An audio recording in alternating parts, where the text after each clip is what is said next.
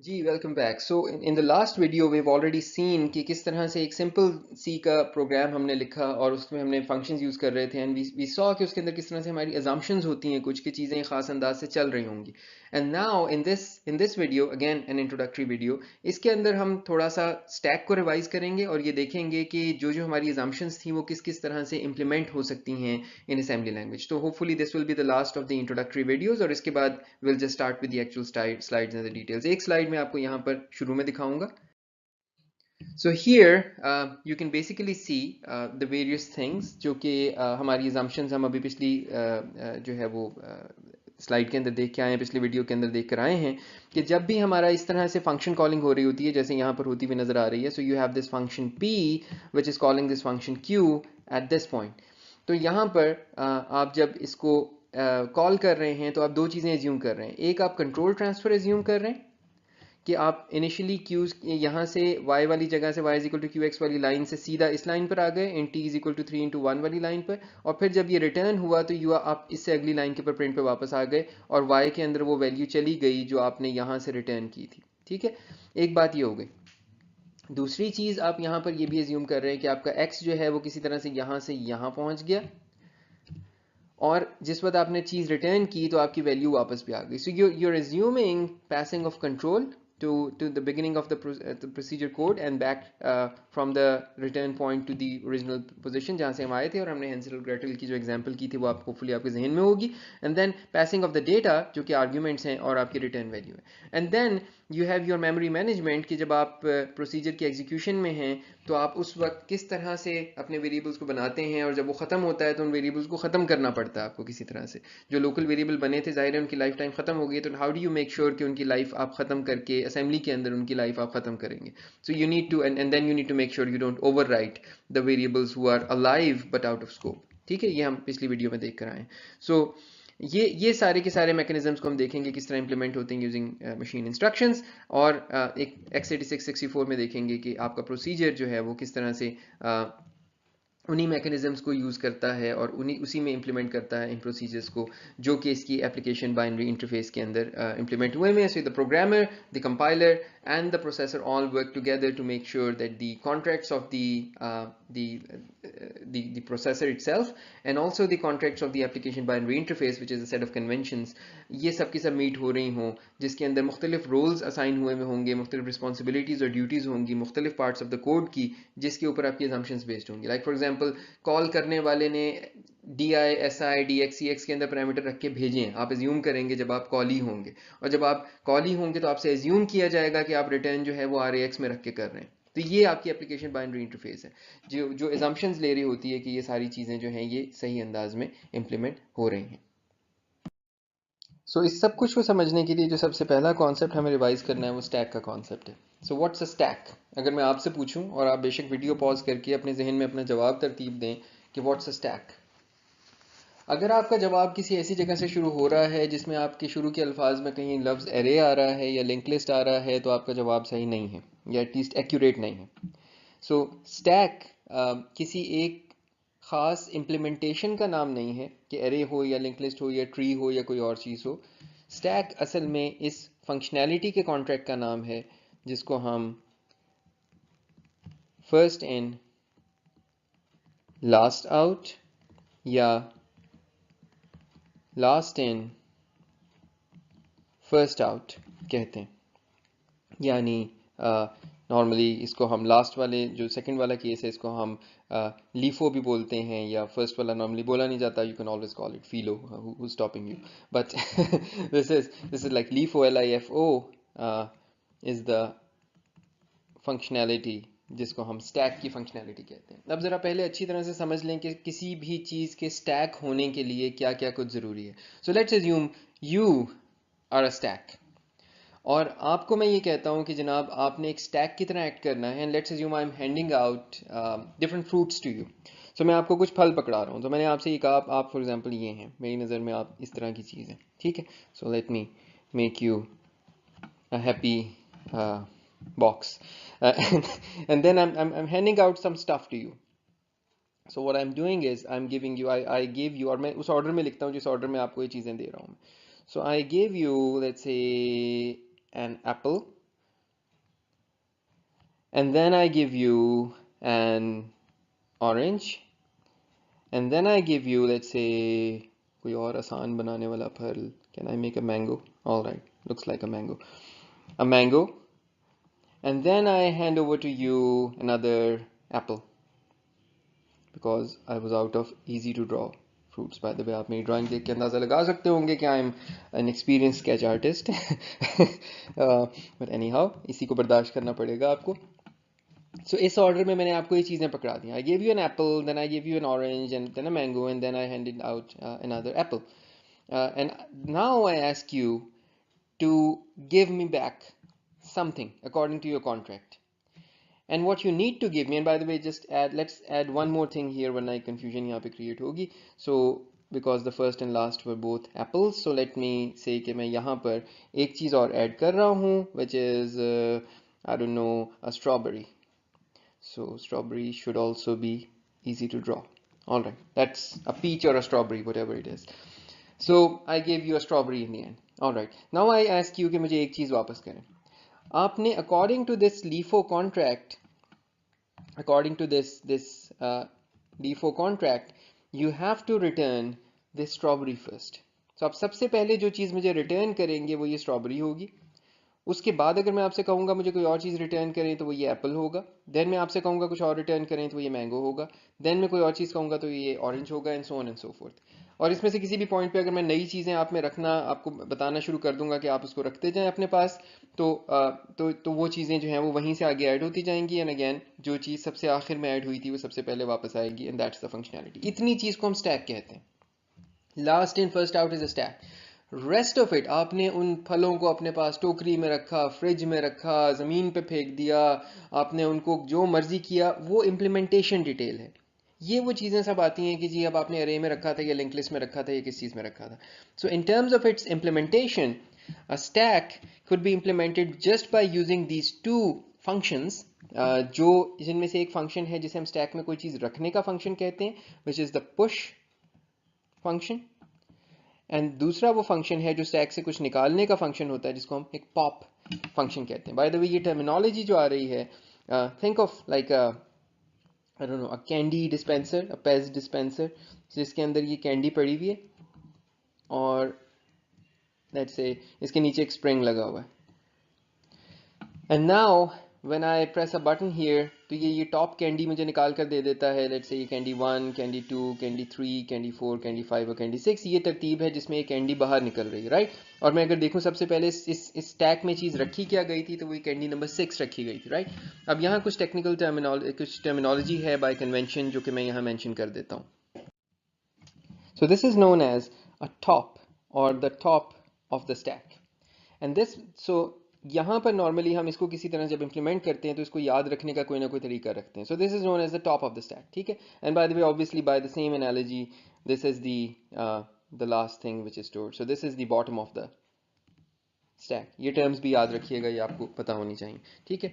So what the push does is it pushes one entity into the stack, and what the pop does is it pops out one entity from the stack. ठीक है. अब आपने ये page dispenser अपने जहन में लाना है, या आपने ये गन का मैगजीन जहन में लाना है जिसके अंदर आपके पास ये बुलेट्स पड़ी हुई हैं और एक एक करके वो बुलेट्स पॉप आउट होती हैं और फायर होती जाती हैं. आप अपने अपने टेस्ट और अपने अपने शौक के हिसाब से either choose the candy machine or the magazine of a gun. ये अब आपका अपना मसला है, ये मेरा मसला नहीं. but anyhow, so let's now look at the push functionality. push functionality ये करेगी कि इसको एक एंटिटी पास की जा रही होगी, लेट्स से कैंडी. वो कैंडी ये पुश कर देगी स्टैक के अंदर. पॉप फंक्शनैलिटी क्या करेगी कि इसको कहा जाएगा पॉप करो, and it's going to return a candy. That's the functionality of a stack at its very simple. Now let's look at how do you implement a stack. और उसमें कुछ conventions हैं, और ये conventions directly जब हम assembly language में stack देखेंगे, system stack देखेंगे, तो उसमें हम इन conventions को directly use करेंगे. So let's say मैं बहुत simple case से शुरू करता हूँ. Let's say I have an array, and this is assume that this is a character array. So this is, let's say, character array ARR. ठीक है. और इसके अंदर मेरे पास ये 16 साइज की अरे है, 0 to 15 इसकी इंडेक्सेस हैं, और हर इंडेक्स ऑब्वियसली पर एक बाइट लगी हुई है, और मैं इस पर एक स्टैक इंप्लीमेंट कर रहा हूँ. Now the way we implement the stack is, so for example you have a function push not character, not integer, it's a character. So let's say I have a push char a. ये मेरा push का function है. By the way, I'm not writing these functions in the most efficient or the most nice way. I'm just writing them to give you some ideas. तो लिहाजा इससे अच्छा इसको लिखा जा सकता है, लेकिन I'm just writing it in the simplest way it's possible. And then your pop, जो कि एक char को return कर रहा है. So it's returning a char, right? So you have your push and you have your pop. So it's returning a char, the pop is returning a character, and the push is just receiving a character. ठीक है. असल में जब हम इनको implement करते हैं तो हम pop से by reference return करवाया करते हैं, और दोनों की return type के अंदर जो है वो error code होता है कि push हो सका या नहीं हो सका, stack full तो नहीं हो गया, पूरी memory ख़त्म तो नहीं हो गई, या जितनी memory stack के लिए allocate की थी वो ख़त्म तो नहीं हो गई, and so on. ठीक है. लेकिन अभी मैं, जैसे कि मैंने कहा, मैं इसको बहुत simplest अंदाज में implement कर रहा हूँ. So now how would you implement your push and pop? So अगर मैं यहीं तक कोड छोड़ दूं और मैं आपसे कहूं कि इसको आप नीचे का कोड फिल करें, implement करें इसको, तो आप कैसे implement करेंगे? Let's assume आपने टॉप अपने पास अलग से एक वेरिएबल में स्टोर करके रख लिया. So you have an int top. ठीक है. अब आप मुझे बताइए कि आप पुश और पॉप कैसे लिखेंगे. सो अब अगर आप गौर करें इस पॉइंट के ऊपर, मैं इस टॉप को यहां कहीं ऊपर लिख देता हूं. लेट्स से इंट टॉप, और यहां से मैं साइड से मिटा देता हूं because I am going to use this place. Now सबसे पहला क्वेश्चन ये है कि टॉप की इनिशियल वैल्यू क्या होनी चाहिए. So let's say I make top initially equals to 0. अगर इस assumption के साथ मैं शुरू हो रहा हूं कि top की initial value 0 है, तो मेरा push का function क्या होगा? Push could be written in two different ways. The first possibility is कि it places the element that comes in at the position pointed to by the top. So इसने A में जो कुछ आया उसको इसने top की position पर रख दिया, यानी इसने इसको 0th position पर रखा, और उसके बाद it does top plus plus and you done. So top जो है, जो इनिशियली 0 था, यहाँ पॉइंट कर रहा था, कुछ रखने के बाद वो अब यहाँ पॉइंट कर रहा है.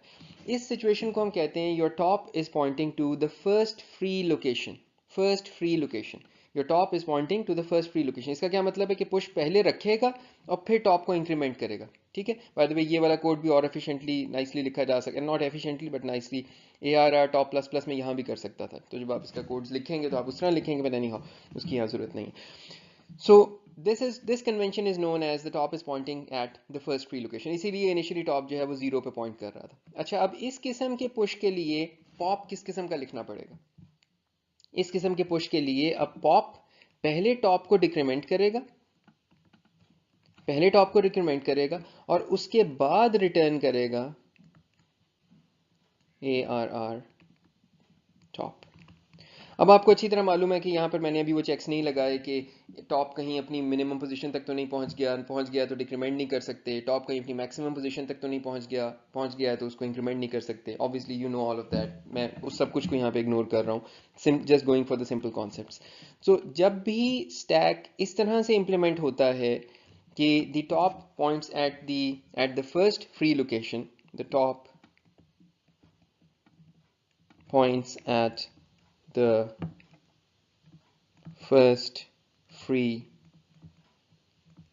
location, तो आप इस तरह से पुश और पॉप को इंप्लीमेंट करते हैं. इसकी जगह दूसरा क्या हो सकता था? दूसरी पॉसिबिलिटी ये थी कि मैं टॉप को 0 से ना शुरू करता, बल्कि मैं टॉप को -1 से इनिशियलाइज करता. तब मेरा पुश किस तरह लिखा जाता? तब मेरे पुश का कोड होता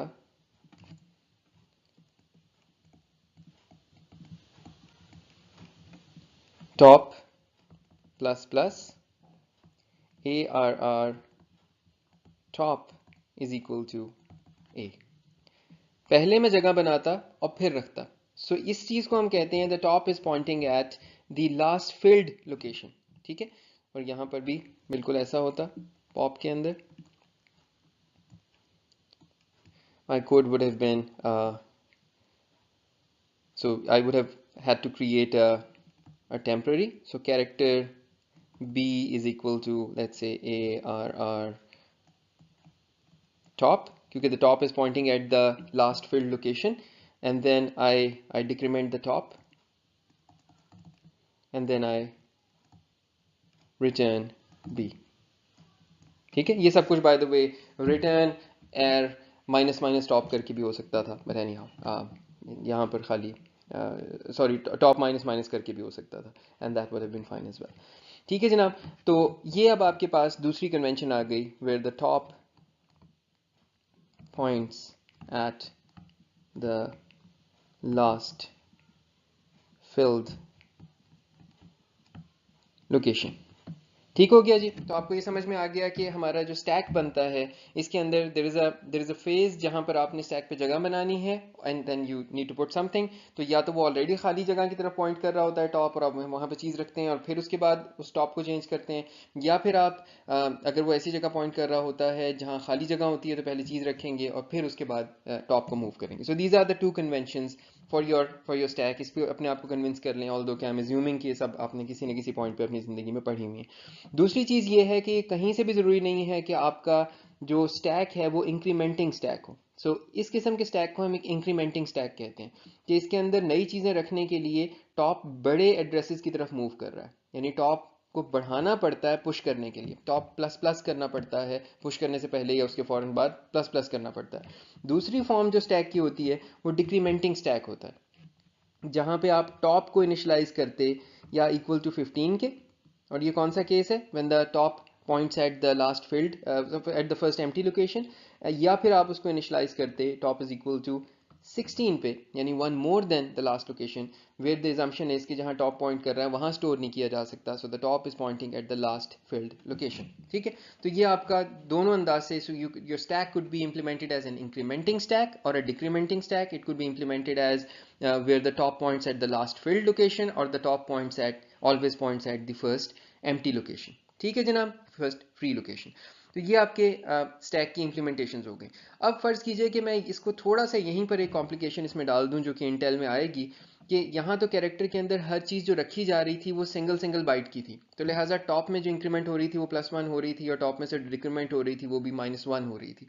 लेकिन फ़र्ज़ करें कि यहाँ पर हर दफ़ा मैंने 8 कैरेक्टर्स रखने हो, 8 कैरेक्टर रखने हो, यानी 8 बाइट इकट्ठी रखनी हो, तो then what's gonna happen is कि जहाँ कहीं पे भी आप टॉप प्लस प्लस कर रहे हैं ना, वहाँ उसकी जगह आप करेंगे top is equal to top +8, और जहाँ पर आप टॉप माइनस माइनस कर रहे थे वहाँ पर आप करेंगे top is equal to top -8।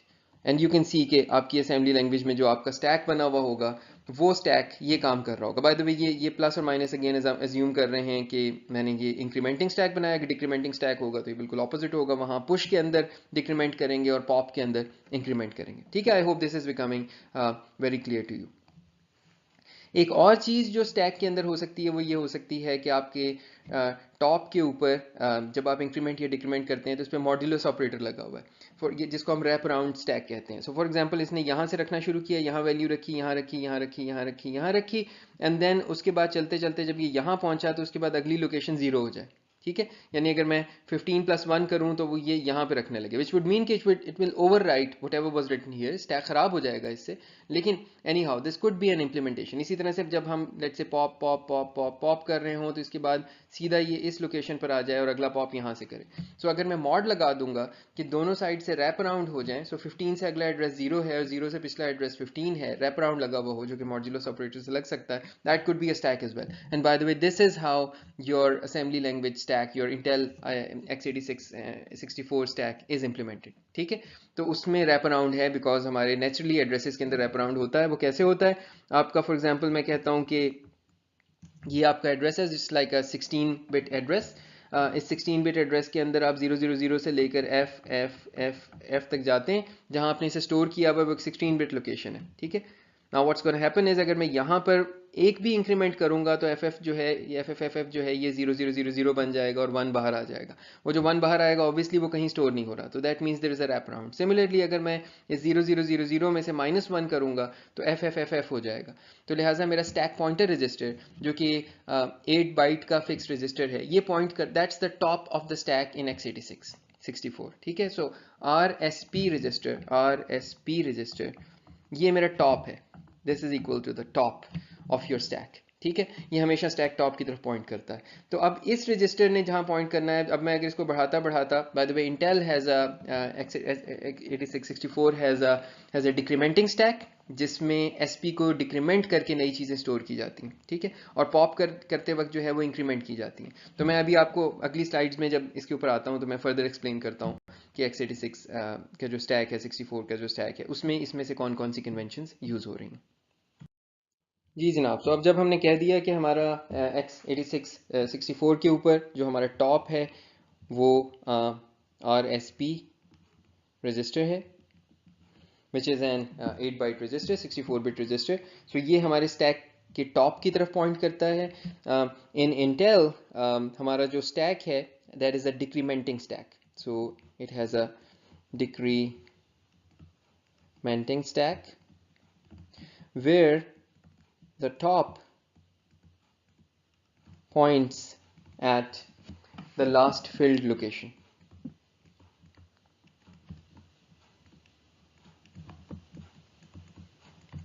Last filled location. तो अब ये है कि अब आप लोगों को एटलीस्ट क्योंकि टर्मिनोलॉजी की समझ है तो लिहाजा आपको अब फर्दर कुछ समझने में मुश्किल नहीं होगी कि इन चीज़ों का क्या मतलब है। So now for example this is your stack, this is your memory, और फॉर एग्जांपल मैं समझता हूँ कि मेरा SP जो है वो RSP यहाँ पॉइंट कर रहा है। तो अब होगा क्या कि जिस वक्त मैंने कोई चीज़ पुश करनी है, मेरा पुश का कोड क्या बनेगा, what would be the push code like? The push code would be कि पहले मैंने अपने स्टैक के ऊपर जगह बनानी है, so RSP is equal to RSP minus 8।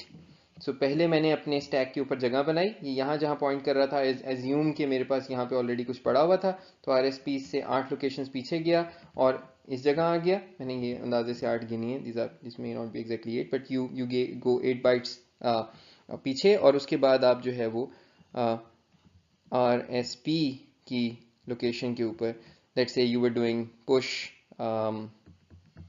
RAX, तो जो RAX की वैल्यू है वो RSP की लोकेशन में रख दी जाएगी। सो यहाँ 8 बाइट के ऊपर वो वैल्यू आ जाएगी, ठीक है। So this is the push operation, and then how would you implement the pop operation.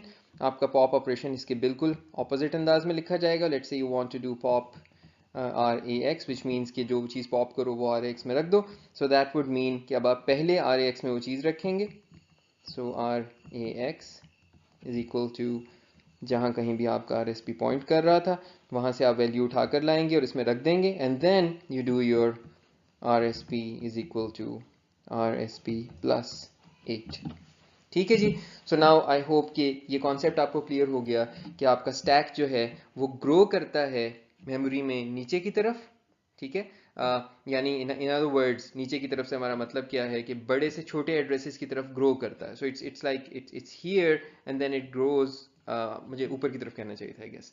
So memory में अगर मैं मेमोरी में छोटे एड्रेसेस ऊपर एज्यूम कर रहा हूँ और बड़े एड्रेसेस नीचे एज्यूम कर रहा हूँ, तो then my top initially is here and then it's going to grow upwards, ठीक है। और जब मैं पॉप करता जाऊंगा तो ये वापस SP क्योंकि ऐड हो रहा है तो ये नीचे की तरफ आना शुरू हो जाएगा, यानी बड़े बड़े वैल्यूज की तरफ चला जाएगा, ठीक है। So the stack is going to grow from here here here here here and the top will be pointing, the RSP will be pointing at the top of the stack। और जब इसमें pop करना शुरू करेंगे तो ये वापस नीचे नीचे नीचे जाना शुरू हो जाएगा। तो बेशक इस स्लाइड के ऊपर पॉज कीजिए, अपने आप को पूरी तरह से मुतमईन कीजिए कि आपको ये सारे के सारे कॉन्सेप्ट्स कंसोलिडेट होकर समझ आ गए हैं before moving on to the next things. And now finally I think we can increase our speed. तो अब मैं आपसे ये कहता हूँ कि मेरे पास एक फंक्शन है, उस फंक्शन का नाम है लेट्स से .fn। ये फंक्शन है, ये कॉल होना है। अब मैंने आपसे ये कहा था कि फंक्शन कॉलिंग का तरीका ये हुआ करेगा कि हम सबसे पहले रिटर्न एड्रेस को स्टैक के ऊपर रखा करेंगे, और मैं अभी स्टैक बड़ा सिंपल सा बनाने लगा हूँ जिसमें मैं ना हर लोकेशन पे एक एक एड्रेस रख रहा हूँ। यहाँ 8 लोकेशंस पे मैं एड्रेस रखूँगा तो बहुत ये भर जाएगी जगह। सो लेट्स एज्यूम मेरा स्टैक जो है वो इनिशियली पॉइंट कर रहा है यहाँ पर, ठीक है, और मैं यहाँ कहीं पर इस फंक्शन को इस एड्रेस से कॉल करने लगा हूँ। तो मैंने जो आपको तरीका बताया था वो ये था कि I'll do a jump to this address 4500C and I'll save this address, the next line address 45005 on the stack. इस सब कामों को करने के लिए यानी एक आप अपने पास स्टैक के ऊपर रिटर्न एड्रेस सेव करने के लिए और जंप करने के लिए इन दोनों कामों को मिलाकर मेरे पास एक इंस्ट्रक्शन है and that instruction is the call instruction. So call की जो इंस्ट्रक्शन है उसके आगे मैं बेसिकली एक लेबल यूज करता हूँ. So let's say fn. Call fn की इंस्ट्रक्शन जो काम करती है वो ये करती है, it pushes the return address on the stack. So for example यहाँ पर मैं ये कहता हूँ sp इज इक्वल टू मेरा ये rsp था, rsp is equal to rsp minus 8 addresses पीछे आया और यहाँ पर आकर इसने ये एड्रेस सेव कर दिया विच इज 45005. ठीक हो गया जी. एंड नाउ ये इस फॉर्म में आपका स्टैक है. और हम इसके बाद ये क्या करेगा, दूसरा काम ये करेगा. सो कॉल के अंदर एक ये पुश हुआ, push return address. So call की इंस्ट्रक्शन के अंदर you do push return address and then you do an RIP is equal to sorry मुझे इसकी जरूरत नहीं है. RIP is equal to my label. So and call label होता है हमेशा. सो RIP के अंदर लेबल का एड्रेस चला गया, मीनिंग कि RIP के अंदर ये वाली लाइन आ गई and the code begins to execute here. ठीक है जी. और ये चलते चलते चलते कोड किसी पॉइंट पे पहुंचेगा जहां I have another instruction which is called rate. Rate की इंस्ट्रक्शन क्या करेगी, रेट की इंस्ट्रक्शन सिंपली ये करेगी. So let me right a rate here. So rate instruction का आगे आर्ग्यूमेंट की फिलहाल हम बात नहीं करते क्योंकि इसके आगे आर्ग्यूमेंट की अपने मेन काम के लिए कोई ज़रूरत नहीं है. So the rate instruction will just pop a value. So it's going to do a pop, let's say address. इसने एक एड्रेस पॉप किया जो कि यहाँ पर इस चीज़ में आ गया, एड्रेस के अंदर आ गया and then it simply does RIP is equal to address. So SP आपका वापस इस जगह पर आ चुका है. ये वाली वैल्यू जो मेमोरी के अंदर पड़ी हुई थी ये इसी तरह से पड़ी हुई है, इसको अब हम परवाह नहीं कर रहे. And now you simply move this address into IP. That means कि आपकी जो एग्जीक्यूशन है वो यहाँ से कंटिन्यू करेगी और आगे चलती जाएगी. ठीक है. So I hope this is not difficult and I hope this is clear to you. ये आपका कंट्रोल ट्रांसफर है जो कि कॉल और रेट की इंस्ट्रक्शन से होता है. कॉल की इंस्ट्रक्शन रिटर्न एड्रेस सेव करती है और जंप कर जाती है उस एड्रेस के ऊपर जिस लेबल की तरफ आप जाना चाह रहे हैं, और रिटर्न की इंस्ट्रक्शन जो है पॉप करती है रिटर्न एड्रेस और उसके ऊपर जंप कर जाती है. Our next big question was parameter passing. How do you pass parameters from the caller to the callee? So for example, आपने एक function call किया है यहाँ से, you're calling let's say I don't know fn.fn और यहाँ कहीं आपका जो है वो fn लिखा हुआ है और यहाँ पे इसका जो है वो return है. So how would you pass any variables, any parameters to this fn? ठीक है. यहाँ पर अब दो लेवल की डिस्क्रिप्शन है और ये ABI का हिस्सा है, दी एप्लीकेशन बाइनरी इंटरफेस का. ये कन्वेंशंस हैं जिसको फॉलो आपको करना पड़ता है. वो कन्वेंशंस ये हैं कि जो इनिशियल आपके फ्यू पैरामीटर्स हैं, अप टू 6 पैरामीटर्स हैं, वो आप पास करते हैं रजिस्टर्स के अंदर. सो वो जो आपने सुना था ना कि RDI एंड देन RSI, ये पूरी लिस्ट में आपको आगे जाकर दिखाऊंगा कौन कौन से किस तरतीब में होते हैं. बट इनिशियली आपके कुछ पैरामीटर्स जो हैं वो आप रजिस्टर्स में पास करते हैं and then the remaining ones are get passed through the stack. So initial जो हैं वो आपके 6 आपने पास कर दिए using your registers and then the remaining ones 7 onwards वो पास हो रहे हैं जितने मर्जी भी आपने करने using the stack. तो होगा किस तरह से, फॉर एग्जाम्पल जो कॉलिंग फंक्शन है वो करेगा ये कि सबसे पहले वो उसने रजिस्टर्स के अंदर रखे पैरामीटर्स, फर्ज करें और ज़्यादा थे तो उसने बाकी जो पैरामीटर्स हैं वो यहाँ रखना शुरू कर दिए. सो लेट्स से यहाँ पर उसने एक पैरामीटर रखा, फिर यहाँ पर उसने एक पैरामीटर रखा, फिर यहाँ पर उसने एक पैरामीटर रखा एंड देन कॉल की इंस्ट्रक्शन एग्जीक्यूट हुई. फिर हम इस लाइन पे पहुंचे. तो अब जब उसने कॉल की है तो ये रिटर्न एड्रेस जो है यहाँ सेव हो गया. सो नाउ योर फंक्शन जो नया फंक्शन आया है वो उसको इस पोजीशन में सब कुछ मिला है. तो it will basically use another register called the BP, the RBP register. उसकी मदद से वो इन पैरामीटर्स को एक्सेस करेगा. सो बिल्कुल ऐसे एक्सेस करेगा जैसे मेमोरी एक्सेस करते हैं. सो RBP को बिल्कुल ये नोटेशन यूज करते हुए आप स्टैक के अंदर से relative to the current position of the SP भी आप इसको कर सकते हैं, इसको आगे जाकर देखेंगे, but you're gonna retrieve them from the from the stack. और जिस वक्त हम वहां से वापस आ जाएंगे, रिटर्न एड्रेस पॉप हो जाएगा, तो देन कॉलर का काम ये होगा कि उसने आने के बाद इस स्टैक को क्लियर करना होगा। अगेन यहाँ कन्वेंशन होती है, हम आगे जाकर जब डिटेल में जाएंगे तो डिस्कस करेंगे कि किस तरह से इंप्लीमेंट होती है, but one of the two has to clear the stack.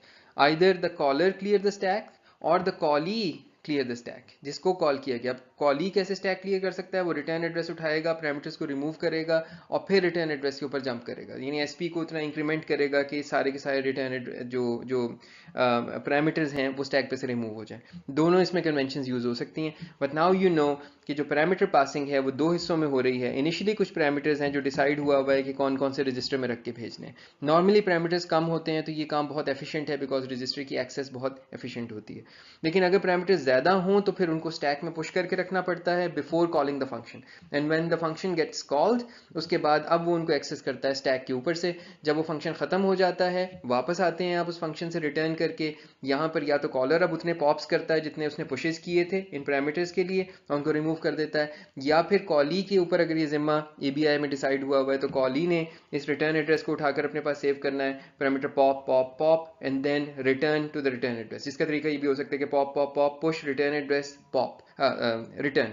सो इसको पॉप किया, इसको पॉप किया, इसको पॉप किया, अब रिटर्न एड्रेस को यहाँ पर रख दिया और रखने के बाद अब आपने रेड की इंस्ट्रक्शन कॉल कर दी जो कि आपको वापस ले जाएगी जहाँ से आप आए थे। ठीक है, ये सब चीज़ें पॉसिबल हैं। अभी मैं आपको पॉसिबिलिटीज़ बता रहा हूँ, जब हम इनकी एग्जैक्ट स्लाइड्स में आएंगे तो I will go into the details of how everything is exactly implemented. Next question is how do you make the procedures re-entrant, which means कि local variables आपके पास बन सकें। So आपके पास मिसाल के तौर पर एक फंक्शन है, आपने उसे कॉल किया है, so you're calling for example fn, और आपका fn जो है वो यहाँ कहीं डिफाइन हो रहा है और वो यहाँ कहीं रेड कर रहा है। अब यहाँ पे कई चीज़ें हो सकती हैं। एक चीज़ ये हो सकती है कि आपने यहाँ पे कुछ लोकल वेरिएबल्स डिफाइन किए हैं, और अभी हमने असेंबली में आपको ये करना नहीं सिखाया, इन करीब हम आपको सिखाने वाले हैं। लोकल वेरिएबल्स आपने डिफाइन कर दिए हैं, so you create variables here. Now one way to make those variables as automatic, कि यानी ये इनका जो स्कोप है वो यहाँ से यहाँ तक रहे, लाइफ टाइम यहाँ से यहाँ तक रहे, रेट होने के बाद ये ख़त्म हो जाए, उसका तरीका ये होता है। अब अगर आप याद करें, आपके पास सिचुएशन ये है कि आपके पास स्टैक के ऊपर लेट्स से ये पैरामीटर्स पड़े हुए, ये रिटर्न एड्रेस पड़ा हुआ है। एट दिस पॉइंट आप ये कर सकते हैं कि स्टैक के ऊपर कुछ एम्प्टी चीजें पुश कर दें, and this is like your variable 1, variable 2 and your variable 3। ये वो काम है जो आप यहां पे कर दें। सो आप अपने वेरिएबल स्टैक के ऊपर बना दें, and now here you do whatever you're doing, and then before returning you do pops in the reverse order. So you just remove this variable 1, 2 and 3. So you do 3 pops. So basically pop pop pop, जितने आपने variable बनाए थे उन सबको आपने खत्म कर दिया। तो आपके वेरिएबल आपके पास बने थे, आपके हिस्से में बने थे रिटर्न एड्रेस से पहले। जब आपने 3 पॉप कर दिए तो आप स्टैक पे सबसे ऊपर रिटर्न एड्रेस पड़ा है, नाउ यू कैन रेट। ठीक है, तो ये काम हो गया, ये तरीका हो गया रिटर्न आपके पास वेरिएबल्स बनने का। री एंट्रेंट इससे कैसे हुआ कि नाउ नाउ आपके पूरे के पूरे इस फंक्शन की जो स्टेट है, जो लोकल वेरिएबल्स हैं, वो इसके फ्रेम में पड़ी हुई है। फर्ज करें ये फंक्शन अपने आप को दोबारा कॉल करता है, कॉल fn यहाँ पर लिखा हुआ है। तो अब जब कॉल fn होगा, ये 3 वेरिएबल्स अभी पड़े हुए हैं वेयर 1 2 3 इसके अंदर, यहाँ पे दोबारा रिटर्न एड्रेस पुश हो जाएगा, एंड देन fn दोबारा आके अगला fn अपने वेरिएबल दोबारा से बनाएगा। सो वेयर 1, वेयर 2, वेयर 3, जो उसने यहाँ आकर पॉप करने हैं। ठीक है, अगर वो अपने आप को फिर से कॉल कर लेता है तो again there would be a return address and then variables push होंगे एंड सो ऑन। और जब ये वेरिएबल्स पॉप होते हुए वापस आएंगे, return address return address return address, so you will keep going back, और ये सारा कुछ जो है वो आपके जो है आपका stack, the function would be completely re-entrant and you can even implement recursion using this. जो हमारा क्वेश्चन था रिगार्डिंग सेविंग द स्टेट, कि कहीं कोई कॉल हुआ हुआ फंक्शन किसी कॉलिंग फंक्शन के टेम्परेरी वेरिएबल्स को ख़राब ना कर दे, उसका तरीका क्या होगा। So for example you're calling a function fn here and this is your fn, और इस fn का let's say रिटर्न यहाँ पर है, और आप ये कह रहे हैं कि कॉल होने से पहले आपके पास let's say कोई काम की चीज़ पड़ी हुई थी, I don't know bx के अंदर, so you have something important in your bx or even di, let's say di में rdi में आपके कोई काम की चीज़ पड़ी हुई थी। And you want to make sure कि कहीं ये फंक्शन जो है ये DI को ख़राब ना करे, और ये करेगा क्योंकि जाहिर है जो जो चीज़ इसको पास होगी वो DI में रख के होगी, एंड इट कैन मॉडिफाई, जो भी चीज़ पासिंग पैरामीटर्स हैं उसको मॉडिफाई कर सकता है। तो DI को भेजने से पहले कॉलर ये कर सकता है, याद करें वो एग्जांपल जहां मैंने आपको अपनी USB ड्राइव सेव करने का तरीका बताया था। So what it can do is कि it can basically save RDI, let's say send parameter, send parameter, send parameter, now save return address, and then the call happens and you're here, और इसके अंदर जो कुछ भी हो रहा है ये अपना करता रहता है, and then when it returns it, और इसके अंदर अब ये बेशक DI RDI को चेंज करता रहे, no one cares, ठीक है, क्योंकि असली RDI सेव हुआ हुआ है। when you return from it and come back here you pop and then you pop this into DI। so आपने जो DI भेजा था भेजने से पहले अपने पास स्टैक में सेव कर लिया था, और जब आप वापस आए आपने उसको स्टैक से रिट्रीव कर लिया। सो योर सेव्ड स्टेट आपके पास उसी तरह से मौजूद है जिस तरह से गई थी। तो ये थी जनाब हमारी ब्रीफ सी रिवीजन, जिसके अंदर हमने क्विकली देख लिया कि किस तरह से हम control transfer, parameter passing, local variable creation and state saving कर सकते हैं, ऑल यूजिंग द स्टैक। अब हमारी अगली वीडियोस के अंदर हम स्लाइड्स पे जाएंगे और पूरी डिटेल के अंदर देखेंगे कि ये सब काम x86 64 पे कैसे इंप्लीमेंट होते हैं।